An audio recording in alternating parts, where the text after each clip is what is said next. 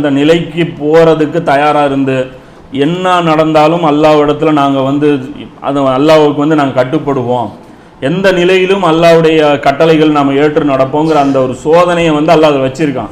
எப்படி முஸ்லீம் அல்லாத சகோதரர்கள் சரியான கடவுள் கொள்கையை தௌஹீதை கண்டுபிடிக்கிறது எந்த அளவுக்கு காம்ப்ளிகேட்டடோ அதே அளவுக்கு குர்ஆன்ல இருக்கு. ஆனால் இந்த பூமியை நீங்கள் எடுத்துங்க கணக்கில், அல்லாஹ் என்ன சொல்கிறான், மரத்தை பார்த்தியா, அதை வச்சு என்னை கண்டுபிடிக்க முடியலையா, அறிவுள்ள உனக்கு கேட்குறானா இல்லையா, வானத்தை பார்த்தி இல்லை அதை வச்சு நான் ஒருத்தன் இருக்கிறேன்னு கண்டுபிடிக்க முடியலையா, நாத்திகரவாதி பற்றி கேட்குறான்ல, வானத்தை பார்த்தி இல்லை அந்த இடத்துல உனக்கு ஸ்பார்க் பொறி தட்ட வேணாம், அடா வானத்துக்கு பின்னாடி ஏதோ ஒரு இயங்குற மாதிரி இருக்கு அப்படின்னு சொல்லி தட்ட வேணாம், உன் அறிவு கொடுத்துருக்கேன்ல அதை யூஸ் பண்ணு, அதை ப்ராசஸ் பண்ணு. எவனோ ஒருத்தன் கடவுள் கொள்கையை கொண்டாந்து கொடுத்தானா அதை பிடிச்சிக்கிட்டு உனக்கு ஈஸியாக இருக்குன்னு அப்படியே ட்ராவல் பண்ணிட்டு போயிடுவியா? அல்லாஹ் என்ன சொல்கிறான், நிச்சயமாக உங்களுடைய செவிப்புலன்கள் இந்த சிந்திக்கும் ஆற்றல் இதை எல்லாமே நான் கொஸ்டின் பண்ணுவேன், இதை வச்சு நீ எந்த அளவுக்கு எஃபர்ட் போட்டேன்னு நான் கொஸ்டின் பண்ணுவேன் அப்படின்னு சொல்லுவேன். இவங்க எடுத்தா அவங்க எடுத்தான்னு சொல்லி தப்பிக்க முடியாது.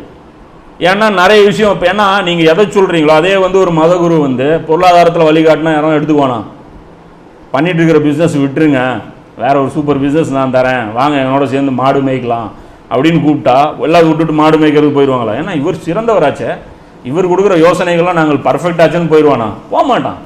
அவருக்கு கூப்பிட்டு சொல்லுவாங்க, வாங்க நீங்கள் மாடு மேய்ச்சா சாணி தான் கிடைக்கும், இங்கே என்னென்ன கிடைக்குன்னு நாங்கள் காட்டுறோம் அப்படின்னு சொல்லி இவன் காட்டுவான். அப்போ இவனுக்கு நல்லா புரியுது எந்த விஷயத்தில் எவனுடைய உபதேசத்தை எடுத்துக்கணுன்ட்டு. ஆனால் கடவுள் விஷயம்னு வரும்போது இவங்க என்ன பண்ணிடுறாங்க, நாத்திகர்கள் என்ன பண்ணிடுறாங்க, யாரோ ஒரு காரணமாக செல்லுதுன்னு ஒரு வழிகாட்டல் எடுத்துகிட்டு போயிடுறாங்க.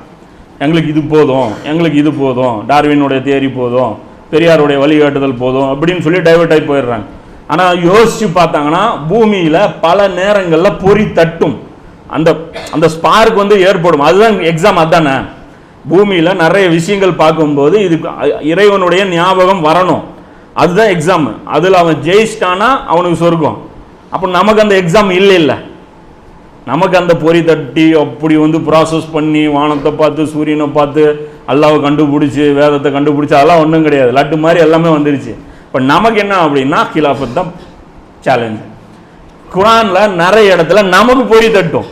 இந்த வசனம் எதுக்கு பேசுகிறான், அல்லாஹ் ஏன் இப்படி பேசுகிறான், இது என்னமோ நம்ம ஆன்மீக சிந்தனைக்கே இது மாற்றமால இருக்குது. ஒரு இடத்துல உதாரணத்துக்கு 28 அத்தியாயத்தில் 59 வசனம்னு நினைக்கிறேன், அதில் வரும்ல 57 நினைக்கிறேன், இந்த குர்ஆனை நாங்கள் பின்பற்றினால் இந்த பூமியில் அடியோடு சேர்த்து பிடுங்கி எறியப்படுவோம் அப்படிமா. குர்ஆனை பின்பற்றுனா மற்ற ஊருக்காரன் என்னை ஏன் பிடுங்கி பேத்து எடுத்துகிட்டு போவான்?